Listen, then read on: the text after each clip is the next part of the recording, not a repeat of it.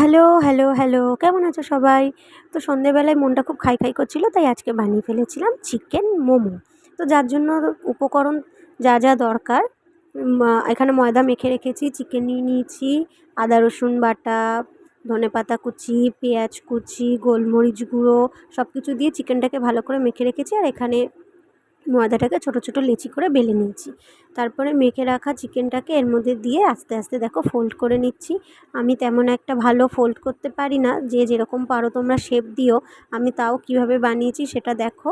এটা খুব easy, but আমার হাতে এটা হয় না, তাও চেষ্টা করেছি। আর বাকিগুলো আমি গোল গোল করেছি, একটা দুটো এরকম লম্বা লম্বা শেপ করেছি। তোমরা যদি কেউ এর থেকে ভালো কোনো ইজি টেকনিক জানো আমাকে প্লিজ জানিও। তারপরে এইভাবে সব কটাকে করে আমি গরম জলে ফুটো ফুটো থালাগুলো আছে তার উপরে ভাপাতে বসিয়ে দিয়েছি। আর খুব ২০-২৫ মিনিটের মতো স্টিম করলেই তোমাদের হয়ে যাবে। তারপরে আমি স্যুপও বানিয়েছিলাম আর সসও বানিয়েছিলাম। স্যুপ বানানোর জন্য এখানে আমি একটু চিকেন আর একটু গাজর, ডিম এগুলো দিয়ে নর্মালি যেমনভাবে স্যুপ বানায় তেমনভাবেই স্যুপটা বানিয়ে নিয়েছিলাম।